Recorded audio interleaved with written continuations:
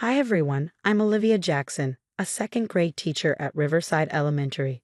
5 years ago, I thought I had the perfect life. I married George Martinez, a corporate lawyer who seemed like the ideal partner. Together we were blessed with beautiful twin daughters, Yasmin and Crystal, now 4 years old. They're my whole world, filling our home with laughter and creativity. But my perfect life slowly unraveled, thanks to my monster-in-law. It started with little jabs, like during one of Charlotte's infamous surprise visits last month. "Your girls are getting so big, Olivia," she began sweetly. Then her tone shifted. "But I couldn't help noticing Yasmin is wearing the same dress as last week. Don't tell me George isn't providing enough for proper clothes." The implication stung, but I kept my composure. "The girls pick their own outfits, Charlotte. It's important for their independence." "Independence? They're 4," she scoffed. "This is exactly what I was telling George about your unusual parenting methods." At lunch the next day, my best friend Noah, a fifth-grade teacher at my school, noticed my stress. "Charlotte again," he guessed. I sighed. "She's everywhere, Noah. Yesterday, she reorganized my entire kitchen while I was at work. Apparently, I'm not efficient enough." "That's not normal," Noah said firmly. "My sister went through something similar. It didn't end well. When I brought it up with George, his response was dismissive. "She's just being helpful. Mom knows best," he said with a shrug. But Charlotte's meddling wasn't just limited to my parenting. Rumors started circulating around town. "Did you hear what she told Barbara at the grocery store?" Noel asked me one day. "That you're working too much and neglecting your family." I froze. She said what? As if that wasn't bad enough, a week later, I caught her in my bedroom, rummaging through my closet. "These clothes aren't appropriate for a mother," she declared, holding up my favorite dress. "George agrees. You should dress more conservatively." "George doesn't get to decide what I wear, and neither do you," I snapped. "Oh, sweetie," she said, with mock sympathy. "A wife should always consider her husband's preferences." I raised him to expect certain standards. That night, George came home late, as usual. When I confronted him, he was defensive. "Mom's just trying to help, Olivia. Why can't you appreciate that? She raised me alone, you know." "I'm not asking for her help, George," I said, barely keeping my frustration in check. "I'm asking for respect in my own home." "Maybe if you did things more her way," he started, but I cut him off when I noticed a new house key on his keychain. "Did you make a copy of our house key? She might need to check on things when we're not home." "It's just easier this way," he replied casually. That night, I lay in bed feeling like a stranger in my own house. But the worst was yet to come. Charlotte started showing up every day after school. One afternoon, I came home to find her rearranging the living room. "This furniture layout was blocking the energy flow," she explained. "And honestly, these throw pillows. Tacky." As I opened my mouth to respond, my phone buzzed. A bank notification for a large withdrawal from our joint account. "Oh, George mentioned he needed extra cash for a work event," Charlotte said, not even looking up. "What work event?" I demanded. "He never mentioned it." "Oh, sweetheart," she cooed, "he probably didn't want to worry your pretty little head about it. I've been helping him manage the finances. He's always been terrible with money, just like his father." Later that night, I confronted George again. "Why is your mother involved in our bank accounts?" "She's helping out," he said dismissively. "She gave me $50,000 last month for an investment opportunity." "Investment? Why wasn't I informed?" "Because you just complicate things," he said. "Mom knows what she's doing." The breaking point came during parent-teacher conferences. I was discussing a student's progress when Charlotte stormed into my classroom. "There you are," she yelled. "How dare you keep my grandchildren from me? They're Martinez blood, not yours." The parent I'd been meeting with looked horrified. "Mrs. Jackson, should I come back later?" Before I could respond, Charlotte continued.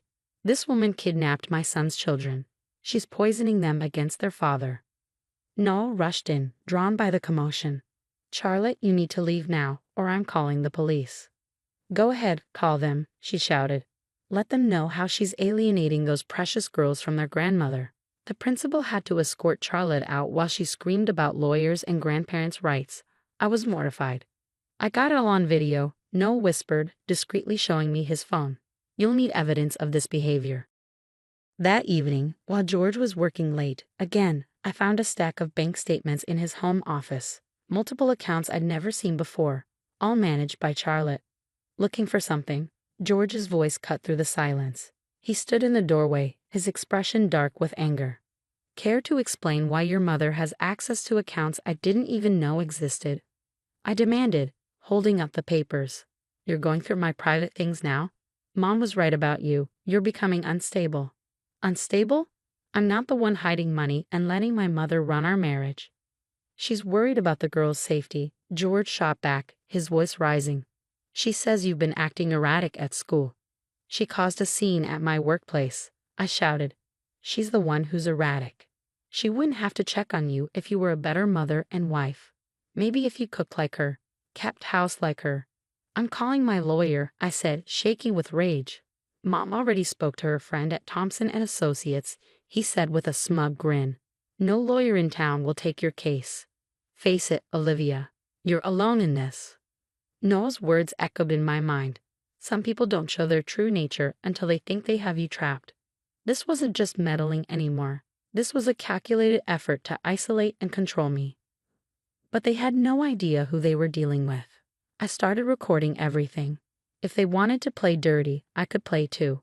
The truth hit me like a truck the next day. I stopped by George's office to surprise him with lunch. His secretary, Amy, was sitting on his desk, his hands where they shouldn't be.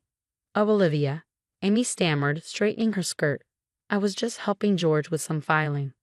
Really? On his desk? I asked, my voice icy. It's not what you think, George stammered. Actually, it's exactly what I think, I snapped. Let me guess. Your mother introduced you. Amy respects family values, right? Tradition. Authority? Mothers? I stormed out, only to find Charlotte waiting for me in the parking lot. Finally figured it out, did you? She sneered. Amy's a much better match. She knows her place. That night, Yasmin wet her bed for the first time in 2 years. Grandma says you're sick in the head, Mommy, she whispered. Are you going away? I held her close, my heart breaking. Never, baby. Who told you that? Grandma. She tells everyone at church we need to pray for you. The next day, I was served with papers. Charlotte was suing for grandparents' rights, claiming I was mentally unstable and unfit to parent. Noah, I need your help, I said, my voice trembling. This is getting dangerous. Already on it, he replied. That weekend, we installed security cameras around the house while George was conveniently away on a work retreat with Amy. It didn't take long for Charlotte to slip up. The following Tuesday, the cameras caught her sneaking in, planting prescription bottles in my nightstand. Found these in Olivia's room, she later told George. She's been hiding her medication. Who knows what else she's hiding? Her plan backfired spectacularly when I started digging into George's past. His high school sweetheart reached out after hearing rumors about me. Charlotte did the same thing to me, she confessed. Planted things in my car. Spread rumors I was unstable. George believed every word. Then she introduced him to my replacement, his college girlfriend. What happened to her? I asked. Same story, different year. Charlotte always finds a better woman, until they start having opinions of their own. Meanwhile, the twins' nightmares worsened. Crystal clung to me at school drop-off. Grandma says you're taking us away from Daddy, she sobbed. I knew I had to act fast. I contacted a lawyer in the next town, far enough from Charlotte's reach. We need everything documented, my lawyer advised. Every visit, every lie, every penny she's stolen. This isn't just meddling, it's systematic financial and emotional abuse. When George found me packing one night, he blocked the door. Where do you think you're going? Away from you and your mother's sick games, I said, my voice steady but sharp. Mom says you're having another episode. Maybe we should consider inpatient treatment. Maybe you should consider growing a spine, I snapped. The girls need their grandmother. The girls need therapy because of their grandmother, I shot back. They're terrified of her. They're fine, George insisted. Mom says. Mom says. Do you even hear yourself? I grabbed my pre-packed bags, every detail of my escape meticulously planned. The security footage was backed up, the bank statements copied, the evidence secured. They thought they had me cornered, but they had no idea what was coming. The day I left was just the beginning. I moved in with Noah temporarily while my lawyer built our case. But Charlotte couldn't stand losing control. Late one night, Noah's security cameras caught her breaking into his house. "I'll show them what an unsafe environment looks like," she muttered, pulling a bag of drugs from her purse. Too bad the police were watching the live feed. "Mrs. Martinez, you're under arrest for breaking and entering and attempted evidence planting." And with that, the dominoes started to fall. George's firm launched an audit after Charlotte accidentally copied them on an email about redistributing client funds. "Mrs. Martinez has been forging signatures and embezzling client money for years," the managing partner revealed. "George, we trusted you with our biggest accounts." "Mom was just trying to help with investments," George stammered. "Help? She stole millions. You're fired, and we're pressing charges." As George's professional life crumbled, his sister Sarah came forward. "She destroyed my marriage too," Sarah confessed. "Told everyone I was cheating when she was the one setting my husband up with his coworker." The firm's investigation unearthed even more. Charlotte had been sabotaging George's cases, calling clients to change meeting times, and driving away his biggest accounts. In court, my lawyer laid everything bare: the planted evidence, the financial records, Charlotte's criminal charges, and George's affair. "Your Honor," my lawyer declared, "these children deserve protection from this systematic abuse." The judge agreed. Full custody was granted to me. Charlotte faced fraud charges for her pyramid scheme targeting church members. George, now jobless and disgraced, moved back in with Mommy Dearest, his law career in ruins. A week later, I got the call I'd been waiting for. "Olivia, we'd love to have you as our new head teacher." Months later, George showed up at my school. "Olivia, I'm sorry," he began, his voice heavy with regret. "I see it all now. Mom's sick. She needs help. I needed help. Our daughters needed help when they were crying every night." "Save it," I replied, my tone firm. "Please, can we try again? For the girls?" "The girls are thriving without your toxic influence. They're in therapy, their nightmares are gone, and they're finally happy. Don't destroy that."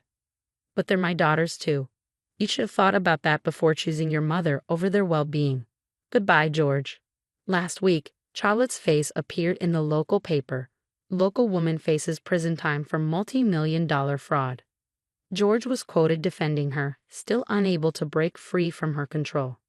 Meanwhile, I was having dinner with Noah and the girls, celebrating their straight A's.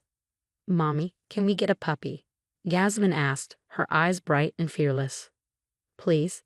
Crystal chimed in, no longer the timid little girl she once was. "Why not?" I smiled. "Our new house has a big yard." Noah squeezed my hand under the table. "You did it, Olivia. You broke the cycle."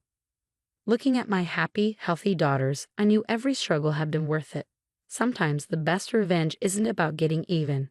It's about getting free and letting fate handle the rest. The local news still mentions Charlotte's downfall now and then, but I'm too busy living my best life to care. My girls are safe, I'm thriving in my career, and most importantly, we're finally at peace.